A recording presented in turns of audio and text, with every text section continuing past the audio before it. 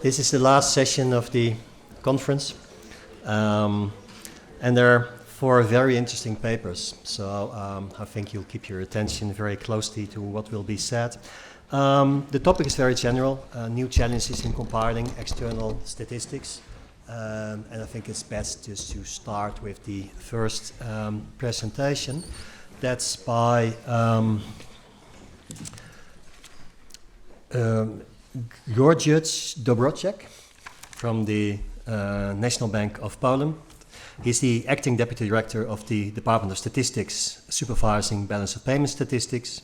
He's a member of the balance of payments working group in Eurostat and participated in several other international working groups.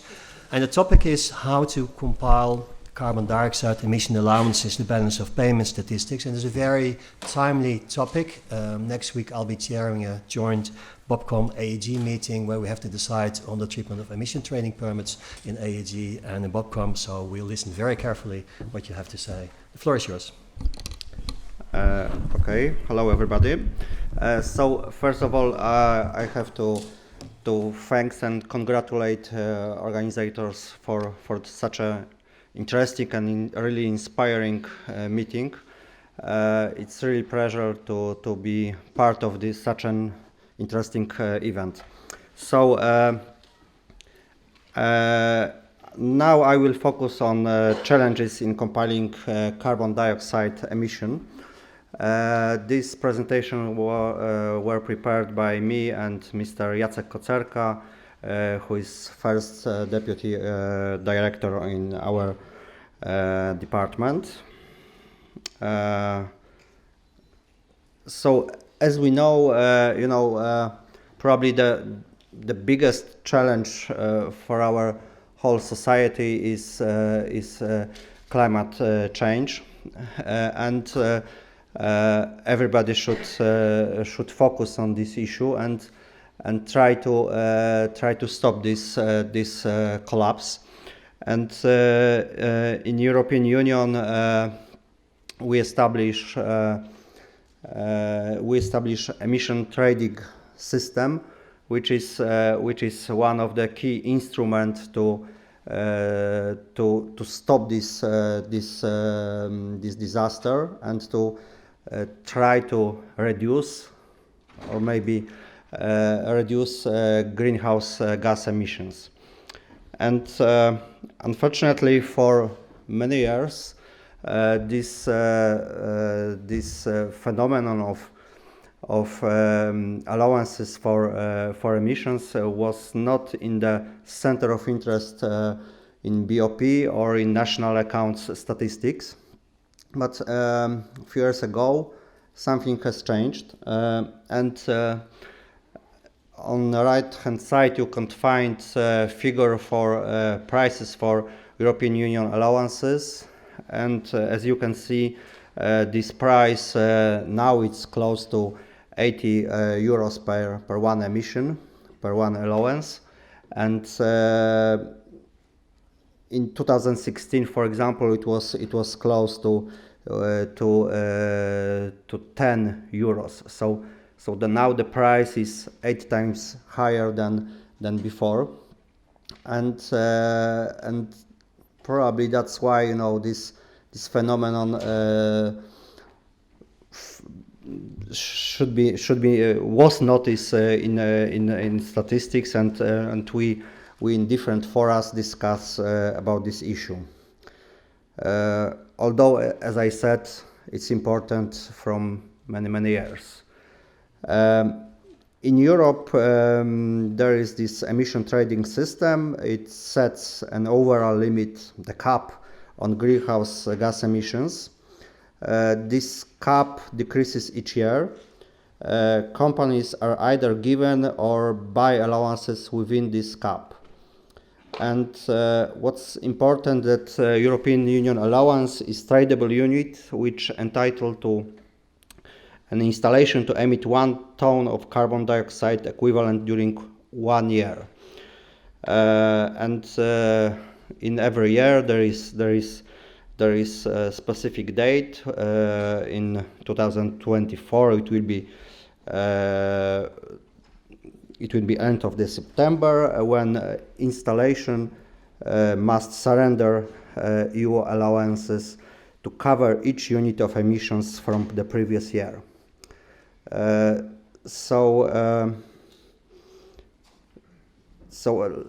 And we could find that there is a primary market and secondary market for these emissions.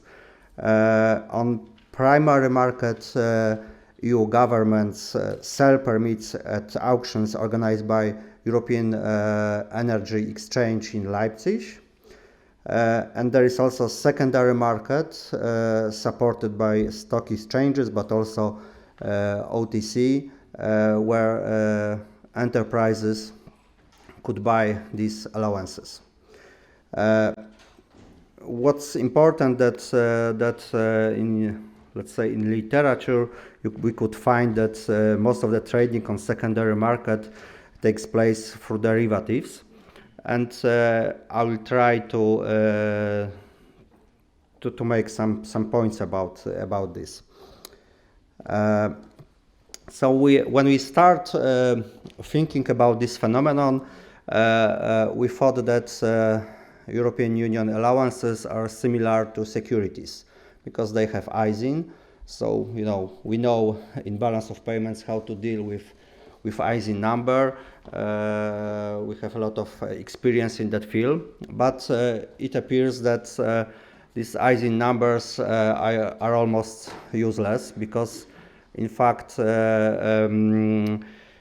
European Union allowances cannot be linked to a specific issuing country or even to an issue date. So, for example, you cannot distinct allowances issued by Germany or allowance issued by Poland or from any other country. And what is more, we don't know whether these allowances were issued this year or 10 years ago. So that's the problem.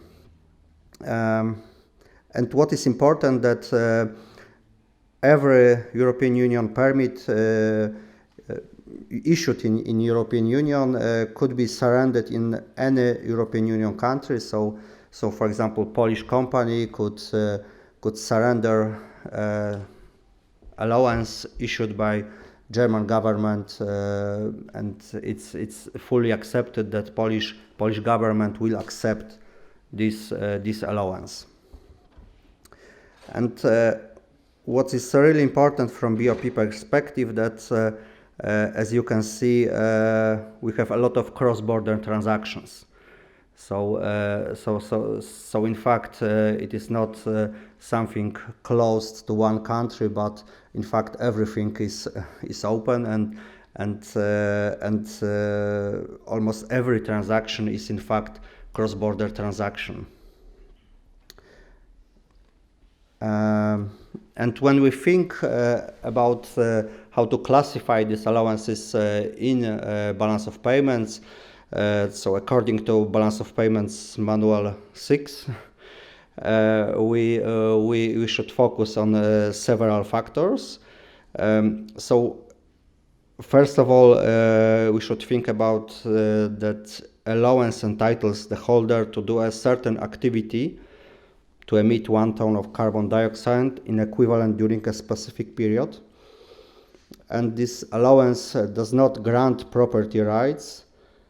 This allowance is registered and transferable. Allowance is tradable, and allowance does not have corresponding liability. So all these factors cause that we in Balance of Payments Manual there is almost all these factors, shows that allowances should be classified as non-produced, non-financial assets. I know that, as Bert said us, there is a huge discussion how to classify this in BPM 7, but maybe I will try to answer this at the end of the presentation. So, in our case, Before the revision, we base on direct reporting system, and we have huge problems to get information, proper information from enterprises. So we decide to look for some other data sources, and one is National Center for Emissions Management, COBIZE, and this institution operates Polish part of European Union registry for allowances. So every allowance should be registered. If you have allowance, you have to have an account in that institution, and in that institution you could register that you have one or two or many permits. And another data source is, of course, European Energy Exchange, which is common auction platform for all European Union countries. And there you could find what different information we get from these data sources. So from EEX we get number of permits sold by Polish government, price of permits on Polish auctions, average price of permits on secondary market. So we'll assume that all these markets are efficient, and that the price from the exchange from this stock exchange could be used for all other transactions. And from National Center of Emissions Management we get to the most important information, so inflow of permits to Polish register from abroad, and we'll assume that this inflow corresponds to what Polish enterprises bought from abroad, and outflow of permits from Polish register abroad to other registers, and we'll assume that it will be what Polish companies sell to other countries. We also get some information which are not, let's say, now important for BOP, but it will be important when we think about BPM7. So we have number of permits surrendered by Polish companies. We have information about number of permits granted free of charge to Polish companies, and we have number of permits held by Polish enterprises. So in fact we are able to make full reconciliation of this situation of Polish companies. And results, as you can see, Polish economy is net importer of EU allowances. In 2022 we bought from abroad around 50 billions of Polish zlotys, so around 12 billions of euros. And on the other hand, in credits we could find that Polish government sold European Union allowances for 22 billions of Polish zlotys, and also Polish companies on secondary market sell around allowances for around 8 billions of Polish zlotys. Mainly when we think about geographical breakdown, mainly we bought European Union allowances from France, but also from Germany. And derivatives. So first of all, in this green line you could find nominal stock for derivatives for EU allowances. To be honest, we don't have so strict distinction for all commodity in derivatives. In our statistical system we have derivatives for commodities, and we do not have very good distinction among derivatives for I don't know, oil, gas or European Union allowances. So based on individual level we try to calculate this nominal stock. We choose companies which are for sure for sure they trade. They have stocks in derivatives. And so this stock is growing. When we compare the stock with value of EU allowances which are surrendered every year, you could find that it's really important part of these allowances to some extent are supported by derivatives. And what I would like to focus your attention that in these derivatives there is seasonality. The biggest stock is in the third quarter, and a lot of derivatives are expiring in the fourth quarter of every year, and also usually in the first quarter of every year. Also, this stock is lower and lower. This is because the date of where enterprises should surrender allowances in 2023 it was at the end of in April. So you have to get these allowances from derivatives before this date. So just a little bit maybe about lessons learned from this exercise. So first of all, the treatment of emission trading schemes should be easy to adopt and consistent with accounting framework of enterprises. This accounting framework is different in different countries. For example, there is a regulation that to some extent some enterprises could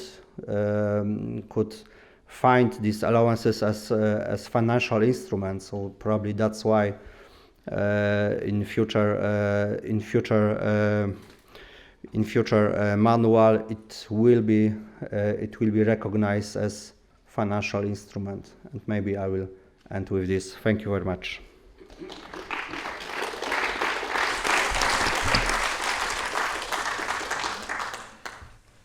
Thank you so much. It's really tempting to start this discussion now, but I will refrain from that. It's very useful insights. Thank you. The next presentation is by François Robin. François is an engineer statistician. I'm not sure I know what that is, but it's in your bio. You started to work at Banque de France at the end of 2015. In 2020, he got seconded to the Reserve Bank of New Zealand in the data strategy team as a senior data scientist. And presently at the Banque de France, you're deputy head of the International Trade and FDI division. The topic that will be discussed with is experimenting with market capitalization ratios to value unlisted FDI equity. And as you know, in the new BPM 7, we will narrow down the number of recommended methods to only 3. One of them is the own funds at book value, but there are issues with that, and you're going to talk about that right now. So the floor is yours. Right. Okay, it's working. Firstly, muchas gracias to the organization for giving me the opportunity to present this work, which is about estimating a market value for unlisted shares. So this is where we come from. So firstly, we currently publish the international investment position as mixed value, which means basically we use the market value for listed companies and we use the book value for unlisted shares. And as you know, the market value is generally greater than the book value. And as you can see on the chart on the right, most of our assets and liabilities are unlisted. And because our assets are greater than the liabilities, we can expect that our IAP to be underestimated. So this is the background, and the goal is not only to make our IAP bigger, because even if it's interesting, I think the goal is more to correct the bias in the way we estimate our IAP.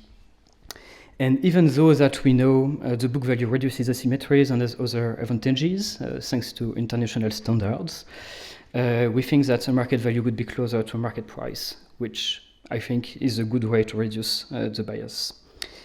And one last thing I can say is that some countries already publish to IAPs. I think it is the case of the US and of Canada. So how are we going to do that? So basically, for every unlisted DIE, we match it with similar listed companies. When I say similar, it just means similar country and similar activity sector, mostly because these are the available data commonly for every listed shares.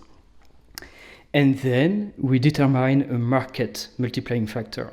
It can be either a ratio, or we will present also a simulation that we did based on the US method. And once we get this market value for every unlisted DIE, we can aggregate it to have an estimated market IIP. So this is the data we use. So of course we use the data from Banque de France for the FDI granular data. And we also use the ECB CSDB data to get pretty much all the listed companies that exist. And so we have to combine the CSDB with some private data. Let it be Bloomberg, or, well, I wrote Thomson Reuters, but I think now it's Refinitiv. And so we combine the CSDB and the private data so that we can get about 70,000 couples of market value and book value per year. So basically, we consider all the listed companies in the world to get the most robust estimate at the end. And so this is yearly data from 2013 to 2020. And so as I said, we match unlisted DIEs with listed companies thanks to the geographical zone and the activity sectors, and we remain at the upper level of the activity sector classification because we want the estimate at the end to be robust. So we have 9 activity sectors, including the holdings, because in France we are able to properly reclassify the holding companies when it is the ultimate investor.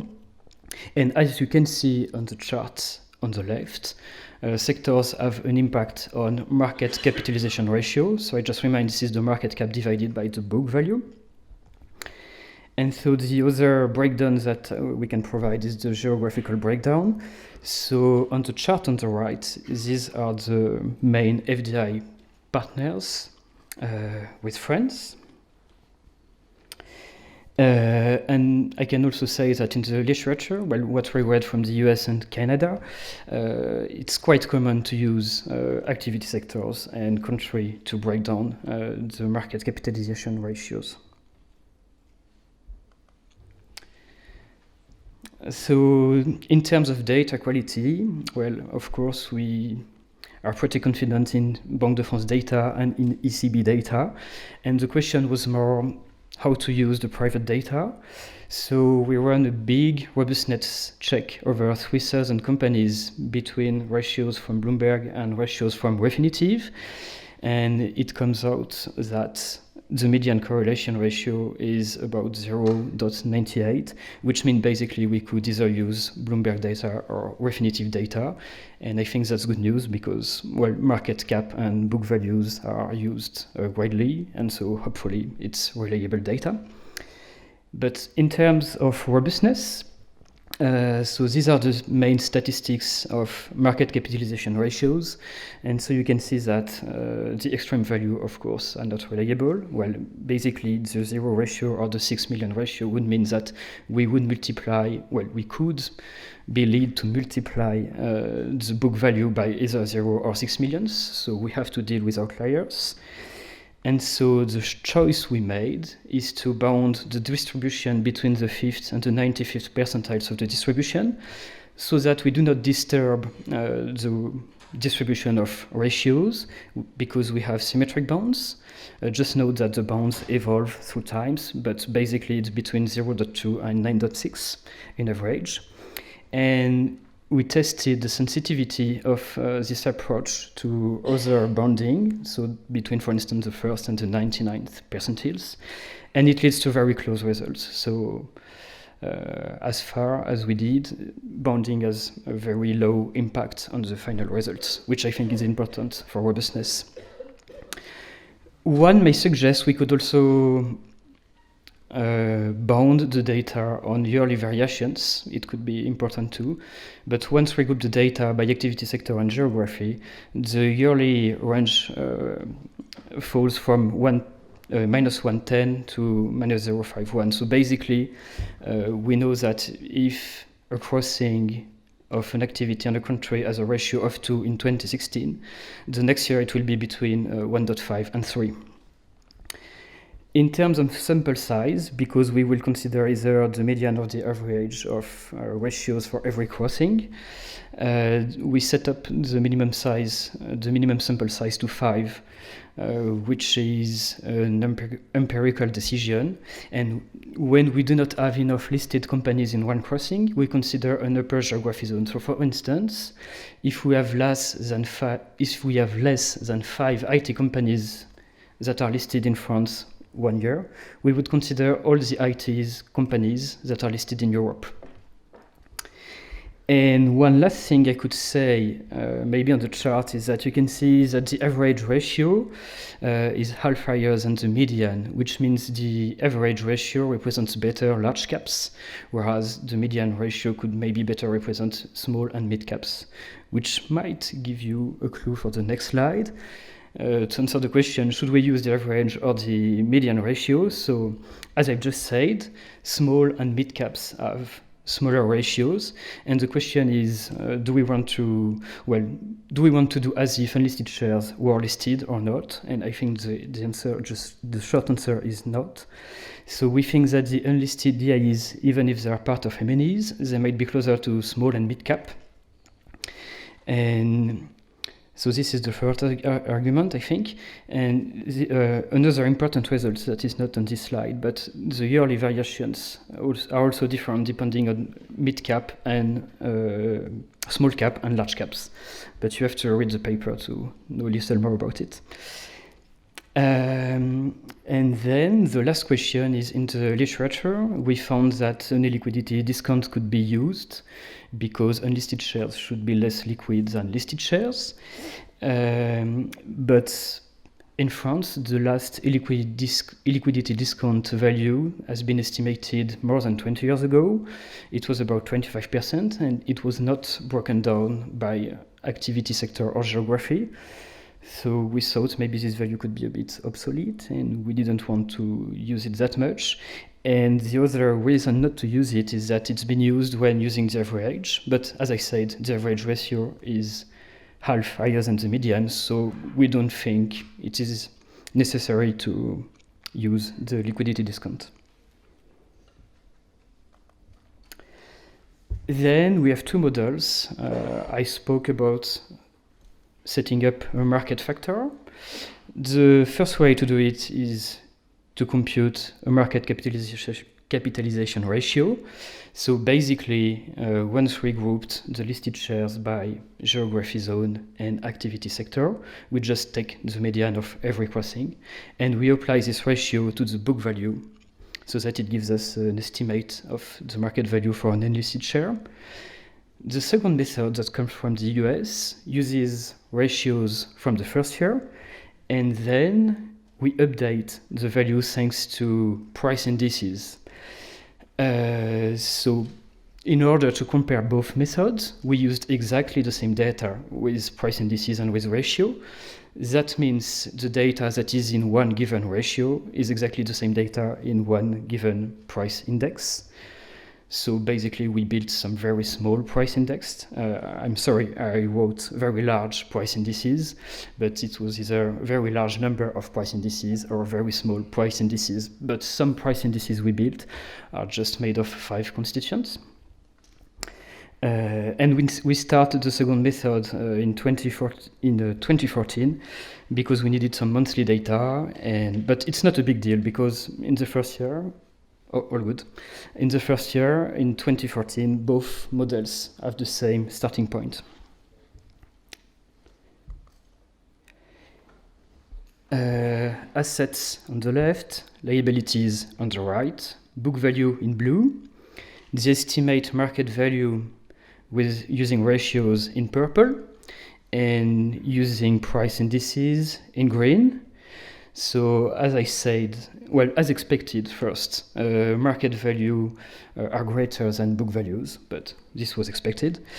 And then I think, well, and then the other result is that, well, it leads to very different conclusions, well, the two methods. And so both, well, the same starting point in 2014 is due to just using ratio in the first year. So on the FDI position, when we sum assets and liabilities, it leads to very similar results. So in terms of interpretation, the important thing to see is that with the ratios method, there is mostly a level change, which is due to most ratios are greater than 1. But the trends remain very close to the book value. And we think this is because the median ratio is closer to small and mid cap than large cap. And because, as I said before, there are some differences in the yearly variations between small, mid, and large caps. The other reason that the trends remain close is that in the equation, the market value estimate is always linked to the book value every year. On the price index method, we also have a level change from the first year, which is normal because we use exactly the same ratios. But we also have a change in the trend, which might be explained by the fact that large caps contribute more. When you think of the building of a price index, the larger a cap is, the bigger it contributes. And so when you look at the equations, you can easily understand that large caps contribute more from the second year. And the other reason is that in this equation, you can see that the book value is not part of the equation from the second year. So there is a kind of disconnection between book and market value when we use this second method. And yeah, one last thing is that maybe we should have applied illiquidity discount in this model, because using price indices means relying a bit more on large caps, but in order to compare both methods, we didn't. And basically, if we apply an illiquidity discount, there is still a change in the trend. You can just reduce the trend. Since I have no much time, do we have to do the flow stock reconciliations? The short answer is no, as long as we publish two values, the mixed value and the market value. But if we need to do so, we suggest 3 different ways to do it in the paper. But basically the question is how to split the leftovers between the market value and the book value, between other changes and the market effects that now appear in the equations.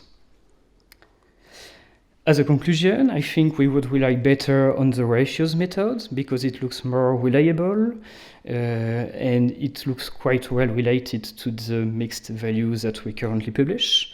And we also think that it's robust enough thanks to the large dataset. Well, basically using all the listed companies' values help at making it quite robust. And finally, as you saw, the methodology is very simple. Pretty much all the data is available for every country. So I think the methodology can definitely be improved, but sometimes if we keep things simple, it may be easier to share. Thank you.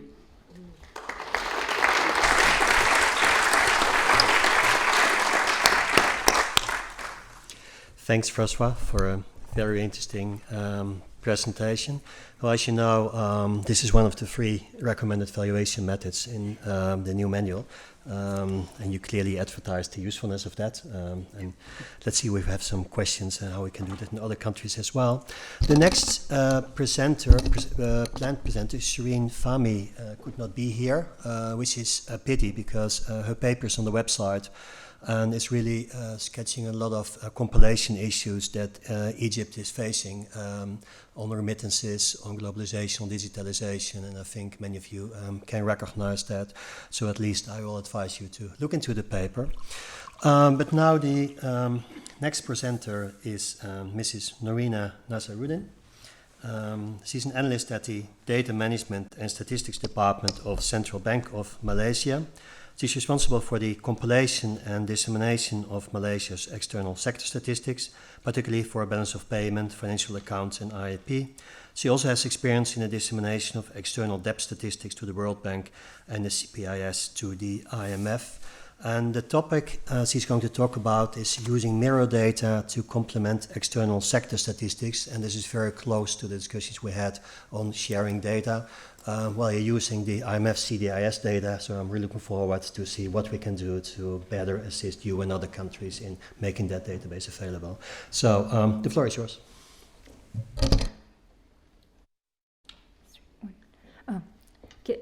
Thank you for the introduction, and first of all, thank you to the organizers for accepting our paper. Today I'm going to share on Malaysia's experience in using mirror data to complement external sector statistics. So our motivation in this study is we want to ensure that our current statistics compilation remains reliable and comprehensive for the policymakers' surveillance and research, especially in this era of globalization and digitalizations. So in order to do that, we are exploring the mirror data approach to detect data gaps and asymmetry, as this could tell us the comprehensiveness of our current survey frame and statistical imputation, as well as can tell us on our data consistency with other data sources at a more granular level. And in addition to that, we are also anticipating to gain beneficial insights from other data sources on our economic transaction with the rest of the world. So in our study, we are focusing on two things. One is on the deposit placement abroad by Malaysian, focusing on the non-bank entities. And the second one is on the foreign direct investment into Malaysia. So on our first focus on the FDI into Malaysia, we are leveraging on IMF CDIS data, where in principle, the inward direct investment reported by Malaysia is comparable with the outward direct investment reported by counterpart reporting economies to the IMF. So we did the comparison between the inward direct investment reported by Malaysia vis-a-vis the outward direct investment reported by the counterpart reporting economies. This is based on the 12 to 15 reporting economies from the year of 2010 until 2021. So two main things to note here is based on the data available in the CDIS, not all our major counterpart economies reported all the exposure with Malaysia. There are some point of time that the data is unavailable, and we are also unable to obtain the data from the reporting economies national website. On the second thing is we are including Singapore in this comparison due to its significant exposure with Malaysia. And although Singapore do not report the outward direct investment in CDIS, but we are able to source the data directly from Singapore National Portal website. So in terms of data comparison, we can segregate it into two phases. One is from 2010 until 2016, we can see that the inward direct investment reported by Malaysia is mostly lower than the corresponding mirror data. And this is particularly due to the under-coverage of surveyed entities and lack of available benchmark for data quality assurance at the point of time.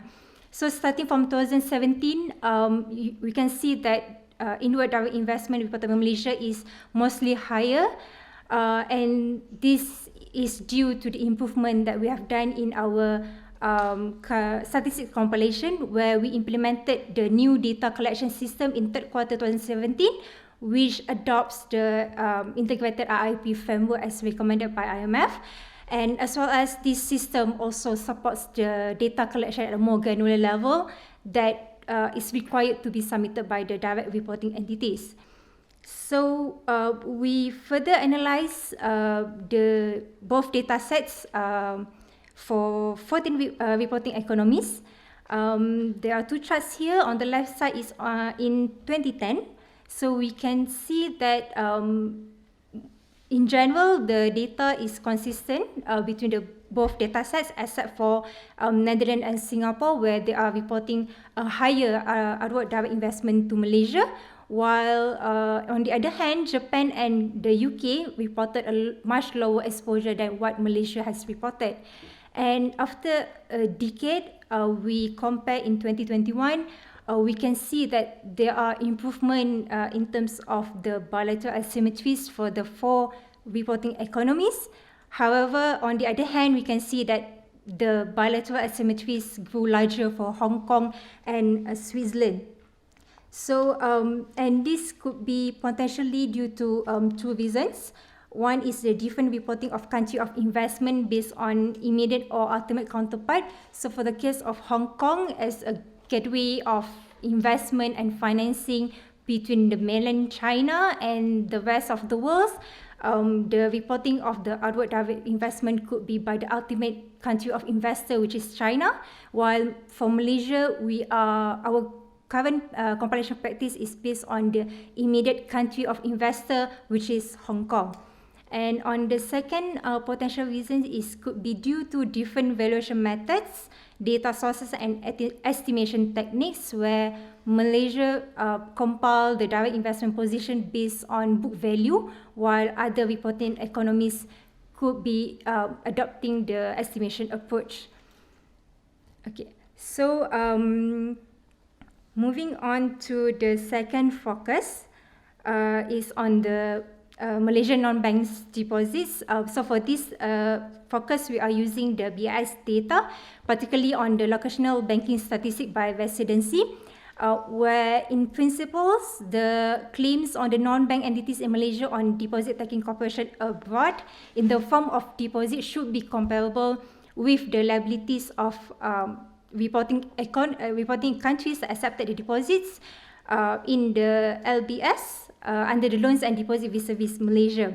So at a high level comparison, we are comparing our data that is compiled via the direct reporting system, and we compare with the LBS data reported by 38 reporting countries for the year of 27 until first quarter 2023.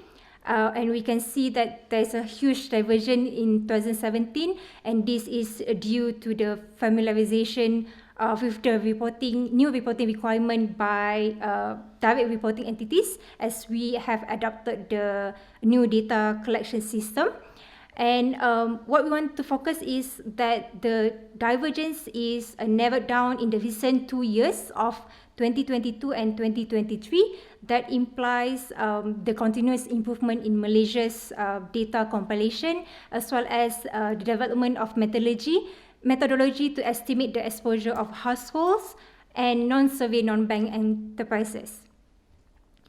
And we further analyze the both data sets, although at the high level we can see there's a convergence in the recent years, but we also want to deep dive into the granular data by the depositors institutional sector, as well as the countries that accepted the deposits from Malaysian non-banks. So in the LBS data under the non-banks category, there are 4 categories here that is encouraged to be submitted by the reporting countries, but our main focus here is only 3, which is non-bank financial institution, non-financial corporations, and households. And since this data, since this detail as well as country breakdown is restricted for the internal use, so the graphical data comparison is not shown in the paper.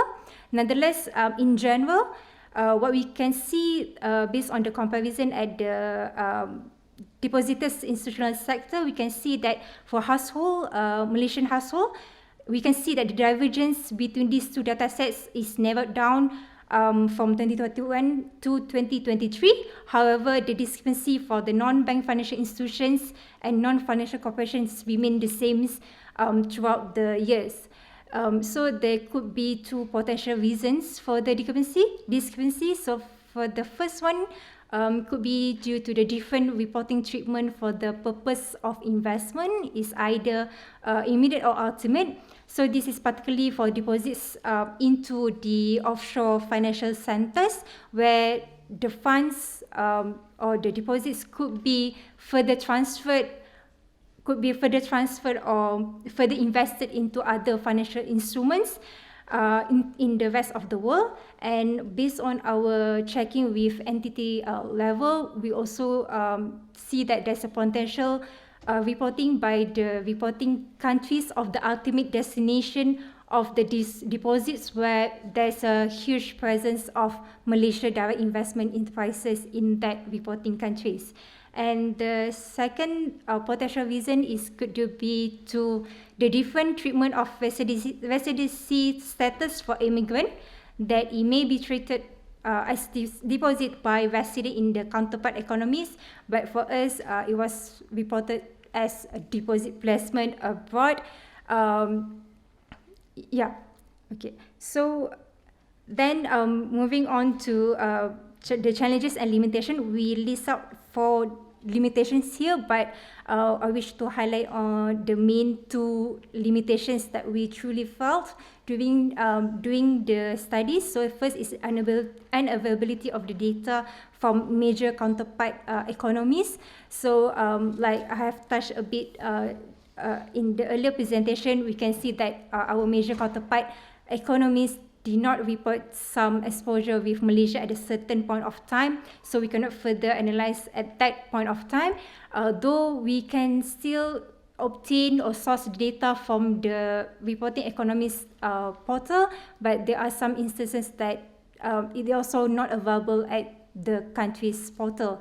So in addition to that, I also wish to touch on the CPIS data, whereby it's not included in this study because the data from our major counterpart economies do not report their financial assets with Malaysia, so we cannot further analyze on that.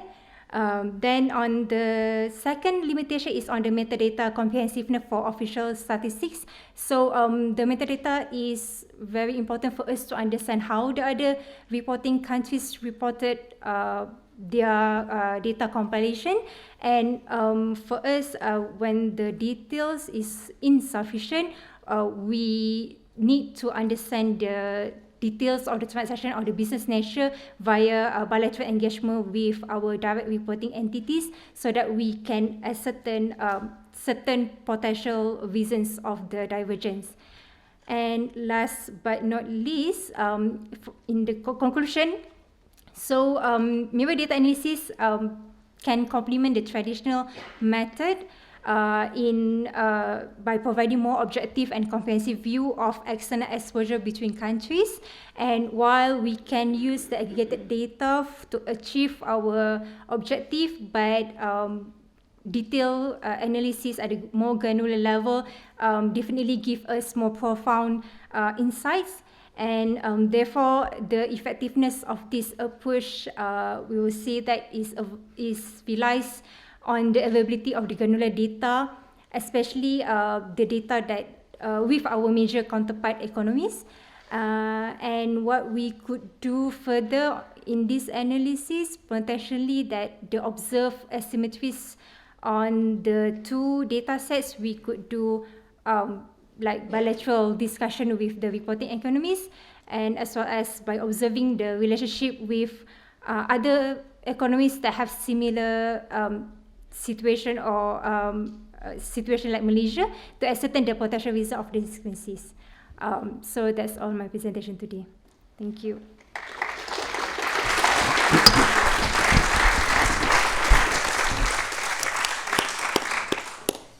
Thanks, Nurina.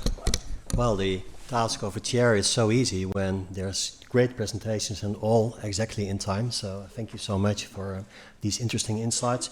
And at least something I learned from your presentation, that we have to look at websites, whether there's information that we could include in a CDS or CPIS, because we want them as complete as possible. But there's ample room for questions. So who can I give the floor? Yeah, Celestino. Well, thank you to all 3 presenters. I'm Celestino Girón from the European Central Bank. I have a question for Grzegorz. I'm sure he's going to appreciate that because I saw that you wanted to say something about the new method for recording emission carbon permits. Just for those that do not know, what is going to most likely be approved is that they are going to be treated as financial assets.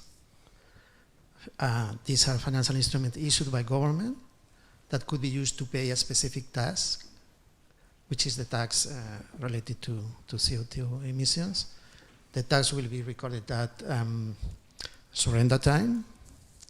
The intention of this is to treat it as tax is a relevant one because the idea is to internalize, it's a production tax, to internalize what is a cost for the society as a cost of the producer that is emitting. And this is the treatment. So this has a number of implications for you because it's going to be moved from the capital account to the financial accounts, and I'm sure that there is something that you want to say about that. And then I also have a short question for François. Are you theoretically considering the possibility to have negative equity? And what are the implications of that for your method? Thank you.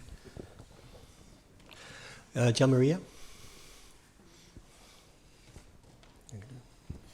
Great presentations, thank you. I have a question for François. This is an issue I've been looking at with the evaluation of FDI, mostly with reference to the US.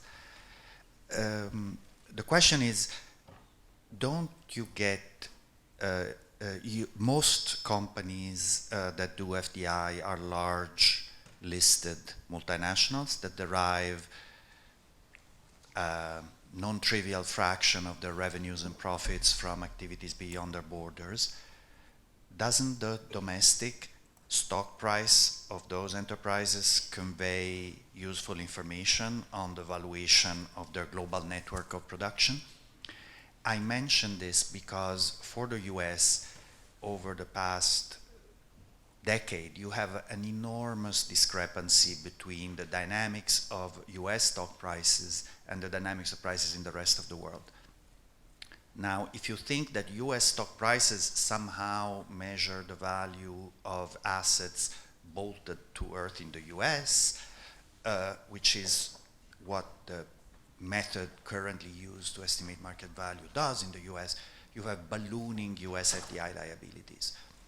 But the assets, the increase in the stock price in the US is reflecting also the global prospects of the Apples, Googles, Facebooks of this world. Yet you value their assets with these methodologies based on stock prices in the rest of the world.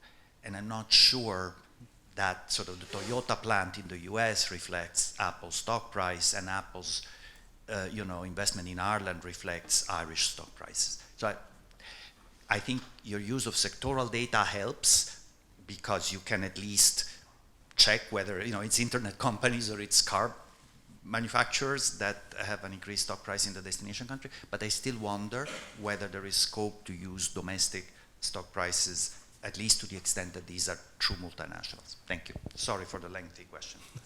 Question in the back.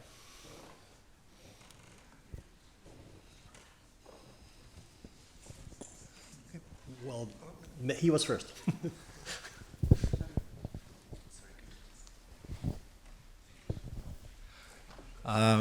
João from the World Bank. Thank you for the presentations. And my question is for Nurina.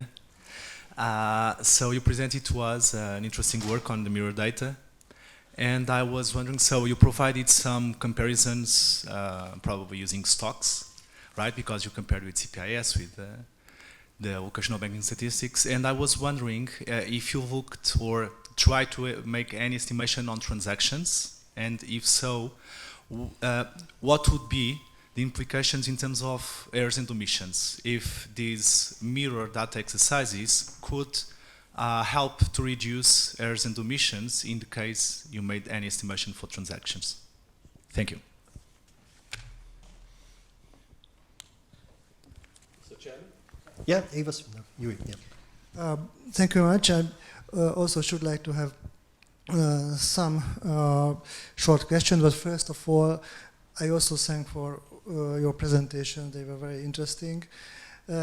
and inspiring and inspire some questions.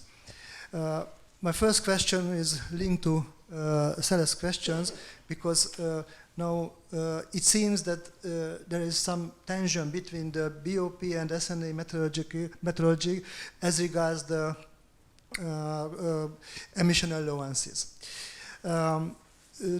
Did you have any discussion with your SNA colleagues on it? Because they are probably prepared themselves for another recording of allowances, but you are right in your presentations that SNA methodology rather focuses on allowances and surrender, and not the trade, mainly the cross-border trade aspect of allowances. And this leads to some tensions between two methodologies. Now, it is an interesting question, and additionally, when you experience growing gross figures in trade of allowances,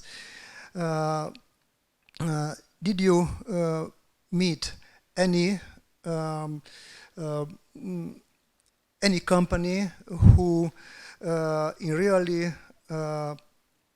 just a trader, not user, not a producing firm, just a trader, buys from abroad and then sells also abroad, and there is no relationship with the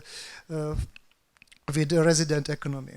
And I know this phenomenon, we experienced similar phenomenon in Hungary, can distort the gross figures, not the net, but the gross figures in balance of payments, whether these transactions are recorded under capital account or financial account or other items.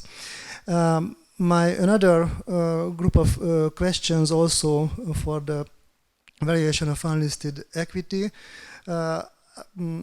My question also would have that maybe it would worth differentiating the price indices between the corporations with unlisted equity because of the geographical allocation. My second question, that really there is a test for this methodology.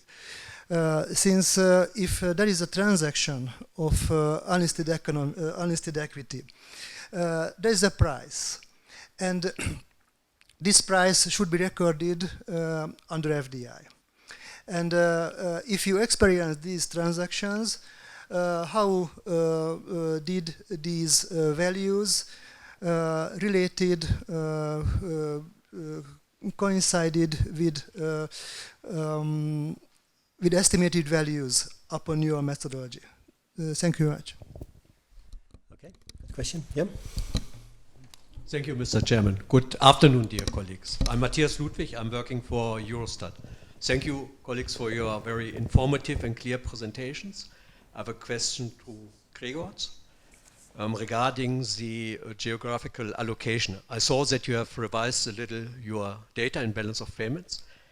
And my understanding is that the Commission has adopted in October last year the Commission delegated regulation, and this on the functioning of the EU emission trading system. And this regulation lays down that the common auction platform, Leipzig Exchange, Energy Exchange, has to employ a clearing and settlement system. And this is a European commodity clearing, which serves as a central counterparty. And I saw that Kobice has 2 weekly auctions, and the CCP transfers then via Target 2 the proceeds or the cash to the accounts of the Polish government. And only the CCP knows the country of the residency of the headquarter of the successful bidder. And a successful bidder can also be Banco Santander, who works then as a broker, as an intermediary. And I would be interested how you could derive the geographical breakdown based on this information. When it comes to the secondary market, it's the same.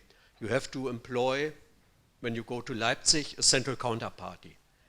And this ensures the total anonymity of the trade. Or you can trade on Nasdaq Oslo or at the International Commodity Exchange in the Netherlands. But also the two exchanges, they have a CCP. And I think you can derive only the geographical breakdown when you have an OTC trade. And this is done by the London Energy Brokers Association. But the total amount is around 1%. And the primary market is 4%. And the trade in allowances is on the secondary market of 5%. And the rest is, as you said, it's financial derivatives which were cleared and settled. Well, I would be interested how you derive the geographical breakdown. Or do you refer to the union registry, to the operator holding accounts of your compliance entity? Thank you. Okay. If there are no further questions, yeah, there's no question. Okay, yeah. This is not a question, just an information to Grzegorz, sorry, but also to other countries. Speaking about emissions, there is a position in the EMIR data that allows to report emissions futures, and we indeed found some Austrian companies that has reported emissions. So it is maybe for the future for countries that wants to collect emissions to use EMIR data too. It's just an information for all and to you especially. Okay. I'm not going to add any questions to your package because you already have a lot to answer, I think. On Nurina, I want to additionally ask, what can we do better internationally? So is there any additional data sets we can put together on counterpart information or additional information that would help efforts like you've done for all countries? And to François, the question is, in France, you're in a fortunate situation. You've got so much data. How can we do that also for other countries? Can we generalize it and basically make a global database for capitalization ratios per country and industry? What can we do as the IMF and the broader community? Grzegorz, start with you. Yeah, thank you very much. So yes, thank you for all questions and comments. You know, this topic is really now it's really hot and really complicated. So maybe I will start from the current situation that we have a lot of discussion with colleagues from national accounts. Unfortunately, current manuals they not address this issue properly. Colleagues from national accounts based on SNA, ISA, and mainly the most let's say the only manual which address this issue with details. It's manual on government deficit and debt, but in that manual only they focus let's say on the period when permit is surrender. But on the other hand, balance of payments manual focus on the period when this permit is tradable, and this in fact these two different situation is exactly what we have. That this allowance has, let's say, double nature. One is when it is tradable, and the second is when we think about surrender of this allowance and when we pay a tax. And as I understand, current work on BPM 7 and SNA recognize this issue, that this is this double nature, and from BOP perspective, as a compiler, the best situation was to keep this situation from BPM 6. But on the other hand, I know that that enterprises in many cases even now they recognize allowances as financial instrument. There is this market and in financial instrument regulation which treat allowances as financial instrument. So probably this solution to treat this permit as financial instrument is better.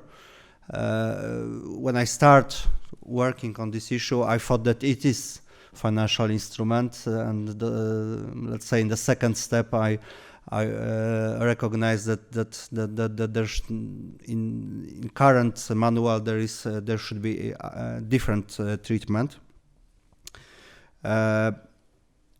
But when we think about when we start to think as on allowances as financial instrument, you have a problem with practical problem, because for example from register we don't know, we know from which register this allowance came, for example, to Poland. So we know that, and it's the answer for the question from Matthias. We base on the registers. So for example, we know that allowance was transferred from German register to Polish register. We know that for some amount of permits were transferred from Polish register to France and so on. So this geographical breakdown based on the registers. And but when we think about financial instruments, we should know who issued this instrument to make this geographical breakdown. And to be honest, I see only one solution, that we should assume that all these permits issued in European Union should be emitted by European Commission. Yes, that we should make some, I don't know, to some extent it's not some simplification. Maybe it's a really, maybe it's just the truth, because for example, Polish government, they cannot decide that, for example, they will emit whole amount of this emission, I don't know, next Wednesday. Yes, it's not Polish government. It's not in such a power. Yes, there are obligations how much they could sell on this auction. So maybe it's a truth that in fact the country of emission is European Commission.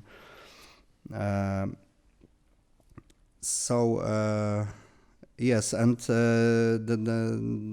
the question about financial intermediaries.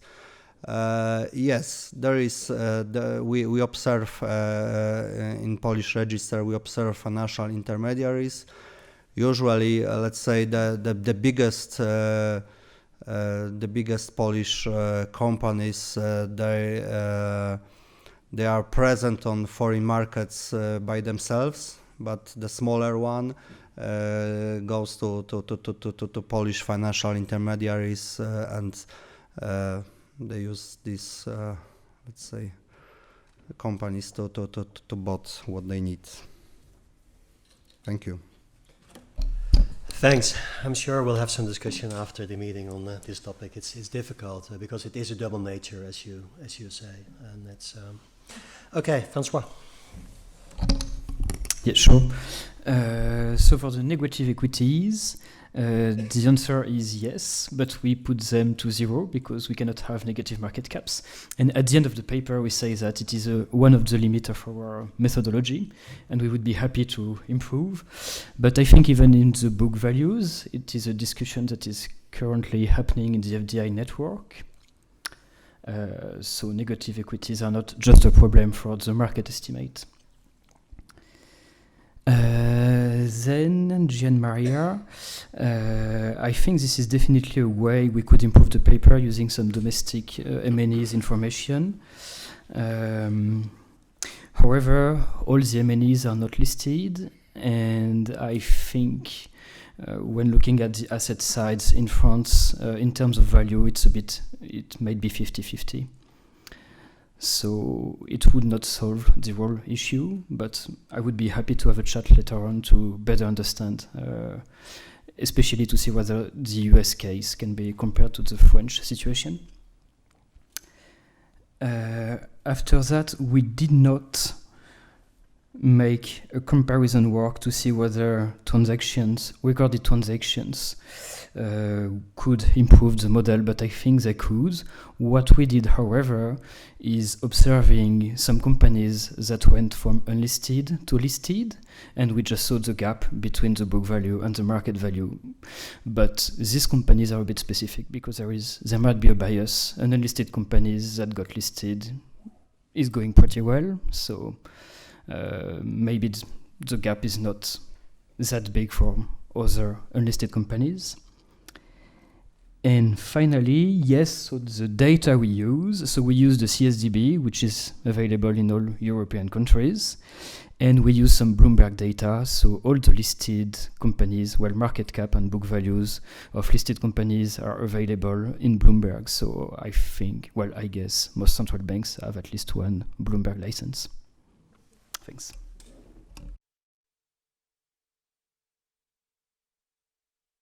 Carlos, you heard that? Nurina?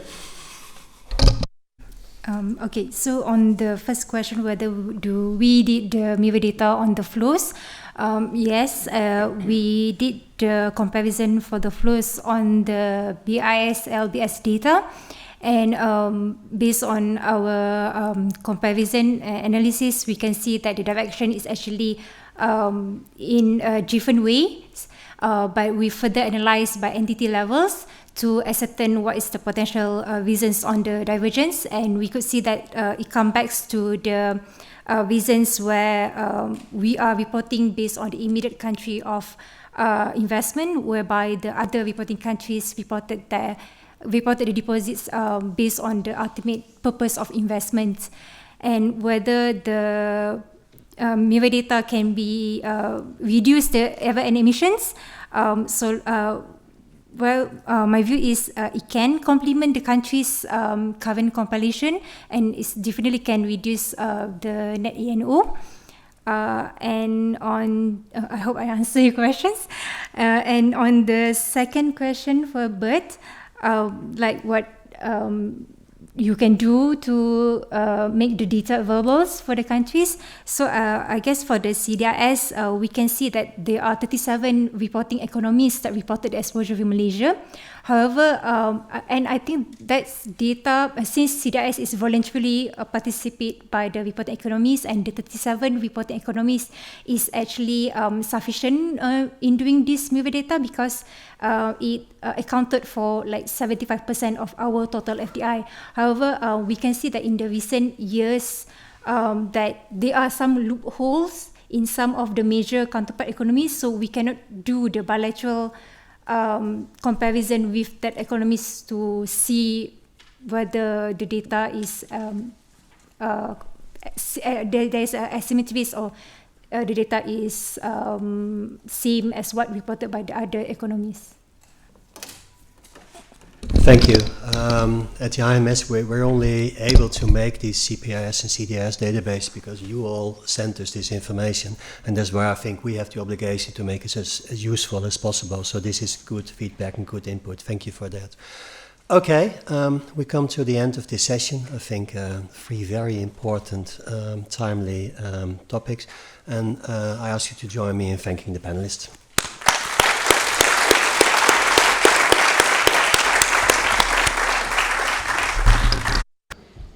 Well, we have come to the end of the conference. Let me deliver some closing remarks, but first 2 comments. One is to to say that, okay, today is Tuesday 13th. So in Spain it's a sort of Friday 13th for Anglo-Saxon countries. So, but so far, so good. So touch wood. And the second question, we have received a lot of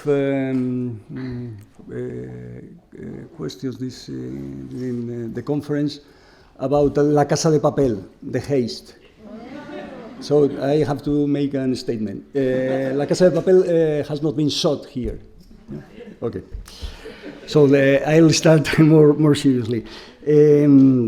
Okay, I hope you have enjoyed these 2 days. I think they have been quite intense, but at the same time, I hope inspiring, stimulating, and also helpful for shaping your future working agenda.